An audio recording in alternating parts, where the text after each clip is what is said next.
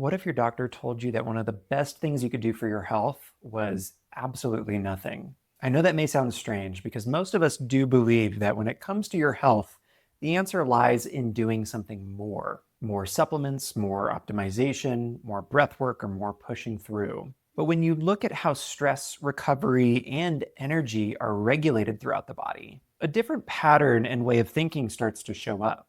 I'm Dr. Kenny, an IFM certified functional medicine practitioner, and in this video, we're going to explore how intentional stillness may just be one of the most overlooked health strategies that we have. And if you appreciate the videos like this, talking about energy and our psychosocial health and how it relates to our chemistry, give this video a like and I'll make more just like it. So let's start with something subtle that most people miss here. When you're deciding whether to work or to scroll or to procrastinate, you're usually not making that decision from a neutral place. Most of us are already acting from a state of stimulation or momentum. And from that state, you may be asking yourself, should I do the thing that I said I was going to do? That internal loop matters more than it may seem, because your brain isn't comparing the options between working, scrolling, or procrastinating evenly. It's comparing tasks that are either highly stimulating or those that require effort. And of course, from that perspective, the effort-based task seems harder and generally more insurmountable. And the main reframe here is that it's not because you lack discipline. It's more because of the state your system and your chemistry is in when you're trying to make that decision. If this is landing for you and you feel like you experience this regularly, type amen in the chat, because this is where a lot of people get stuck. Many people assume that it is about willpower, pushing through, or I'm just not disciplined enough, myself included. But again, the difficulty is not often in the task or even the decision itself. It's the contrast between what your system and what your chemistry is already experiencing and what you're asking for it to shift into. Those are two very separate neurological states. And that contrast ends up shaping how many of us experience most of our days in our lives. The real problem is not motivation. And have you ever felt yourself feeling this way?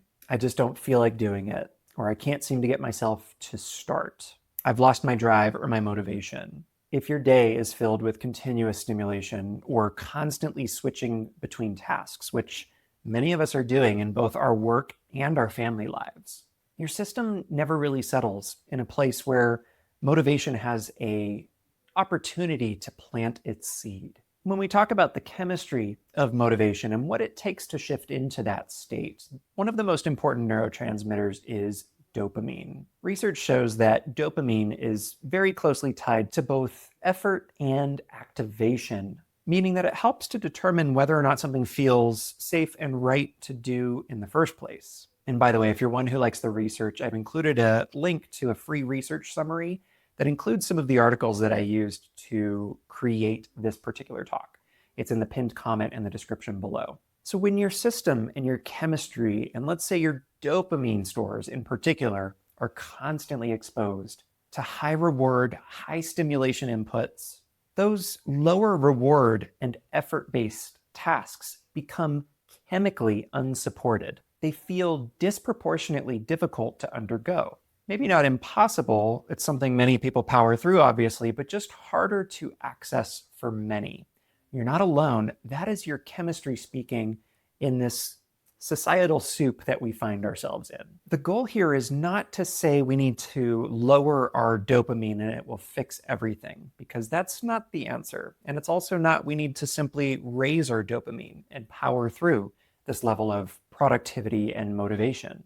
Let's look a little bit beyond dopamine now to start to see how this is a larger systems regulation issue rather than a single neurotransmitter that we would just love to blame. Your body is constantly bouncing back and forth between two states. Our current society favors this one, and that is activation, which is driven by your ability to focus, to react to things that demand your attention, and to respond. And the other is recovery, our ability to slow down and to repair and restore energy. What matters to most people, and especially when it comes to high performers, is that you want to be able to be flexible between these two states. It's not about which one you're actually able to manage better overall. It's the capacity to switch between the two, and to do so in a way that maintains your resilience across your health systems, your hormones, your nervous system, your gut health, and beyond. That flexibility is a different kind of regulation.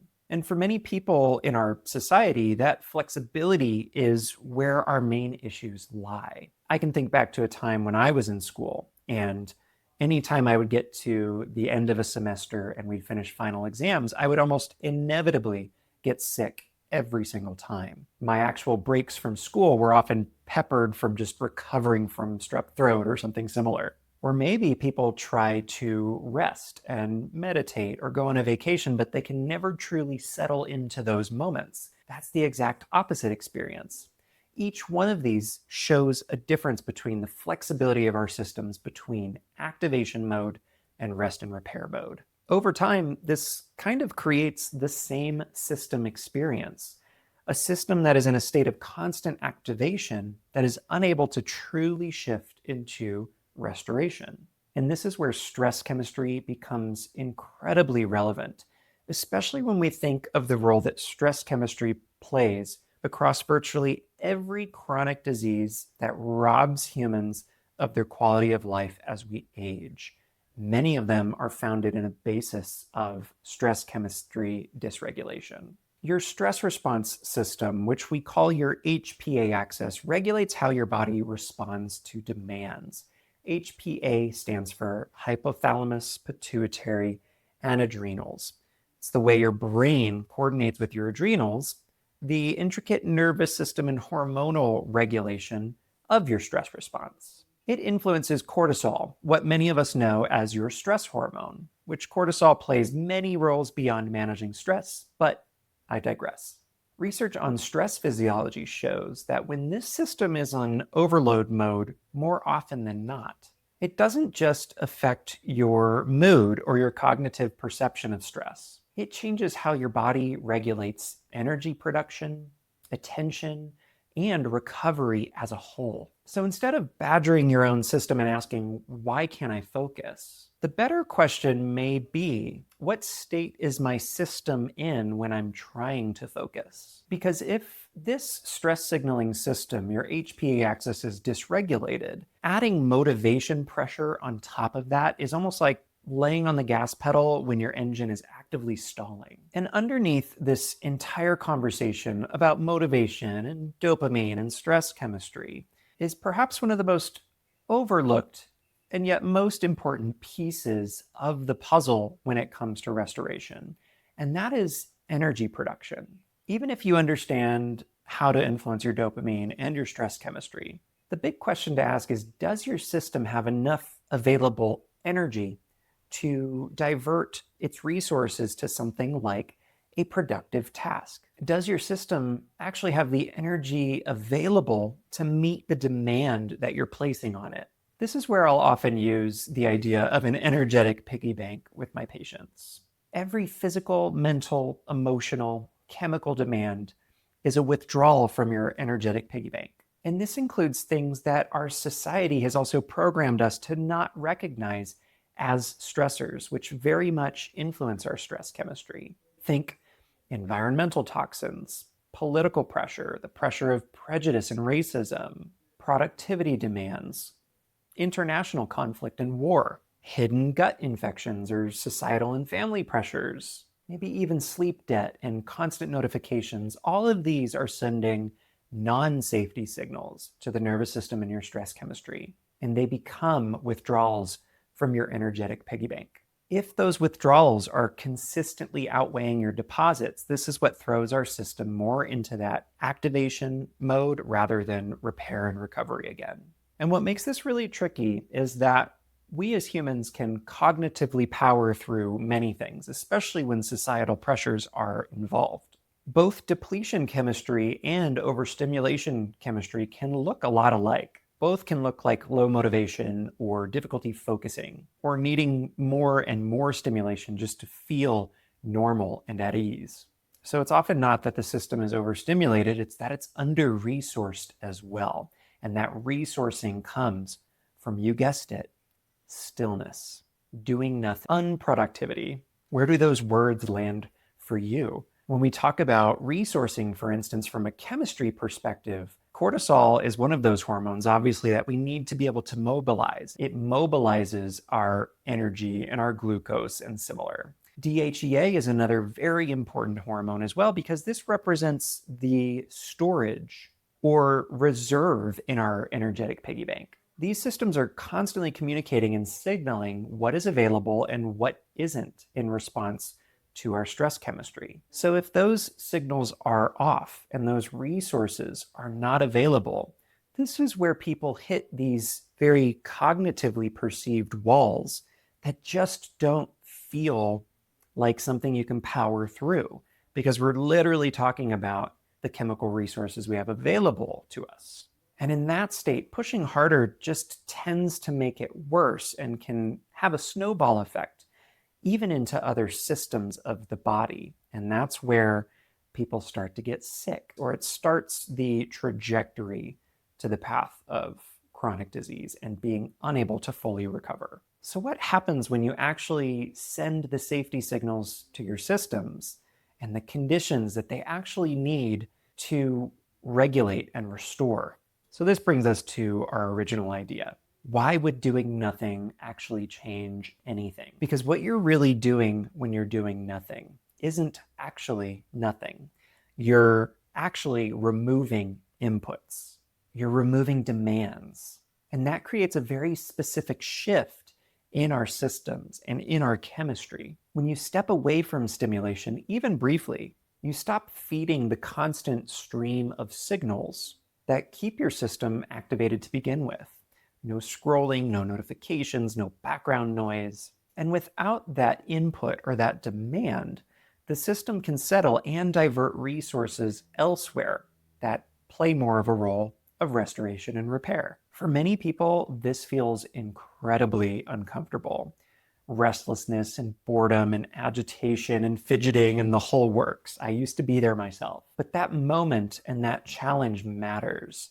That balancing the scales in our systems matters, because that restlessness is often the first sign that your systems are recalibrating. It's moving from the constant stimulation to trying to find its new baseline. And that baseline change is often slow and quite painful for many, often not a straight line. But that baseline matters because it then translates into the rest of your systems in your body. This is where we can talk a little bit about dopamine again. When you reduce the high levels of stimulation, or the things that would spike dopamine, you change the contrast between environments that your brain is working with. Your nervous system also shifts, and your stress chemistry, because it's not being pulled in multiple different directions constantly. And the magic that happens when the stimulation melts away and the resources are available is that motivation has the opportunity to return. And not because you're forcing it in any kind of way. Even the silence alone is not the reason why. But you now have the resources that back motivation up. Let's move this to a little practical discussion on how I see this unfold in real life when it comes to people taking vacations. And maybe you've had a similar experience or would like one, where you go on vacation, the environment changes, right? There's less structure, there's generally less sensory input, especially if you're traveling with people that you travel well with, and ultimately less constant stimulation. You're living on your terms. And when that happens, after a few days, usually things start to shift. Maybe you feel clearer or more motivated or anchored in your body or your skin. Even motivation comes back into the picture very naturally. And then you return home, and within a few days or weeks, that same feeling, that same connection to life fades again. Most people interpret that as just needing more breaks and looking forward to the next one. But there's something specific happening in the chemistry here as well that I want to reiterate. It's not just that you rested and you got away from the societal pressures, which is a really huge part of it, but more directly, the environment that your inputs were operating in had changed significantly. And research supports this chemistry piece quite broadly. When you enter a lower stimulation environment like nature, the beach, the forest, the mountains, those being studied show improvements in attention, mental clarity, motivation, inspiration, many of the feelings that make life worth living, to be honest. So this isn't just a subjective experience.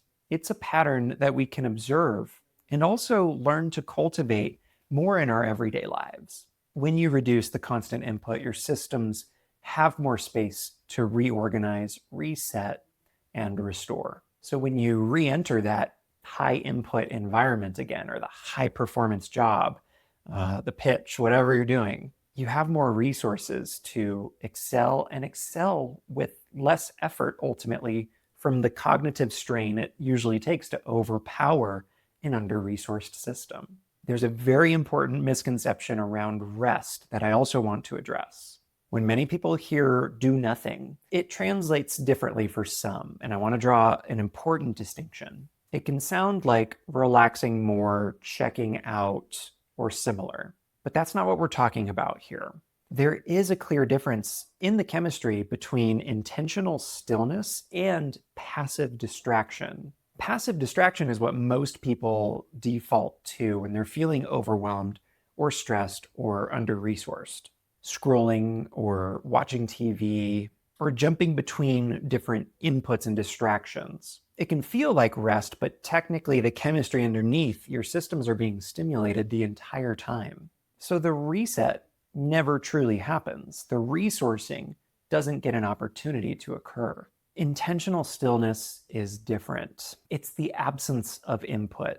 No screens, no scrolling, no attention being taken away from that moment that is truly yours. It's a brief window where the body and the mind and the chemistry is not being asked to process anything new. That's where regulation, restoration, and resourcing becomes accessible. So the goal isn't simply to just do less in general and fill it with passive distraction, but rather to truly create the space and the stillness. It's about being intentional, removing inputs completely, even if it's only for a few seconds or a few minutes at a time. So again, I want to validate that it's easy to assume when you're not feeling motivated or focused, to assume that you need to add something to your routine, a new strategy, a better calendar, some other system. But in a lot of cases, it isn't what you're missing. It's what your systems are already carrying, and without the opportunity for restoration and resourcing. When your system is regulated, your nervous system feels it, your energy stores are available, and your neurotransmitters fall in line. You'll feel more clarity, more resourced, and focus becomes more accessible, and you feel like you're living through your own skin rather than jumping out of it. And when you start to tune into these patterns around activation versus restoration, it often raises a bigger question about how your body is handling stress, recovery, and energy over time. Not just in a single moment, but as a life that you intentionally create and are a part of. And this video here goes over some additional tactics to help make you healthier than most people. I'm Dr. Kenny, Root Cause Health Detective. Thank you for watching, and I'll see you in the next video.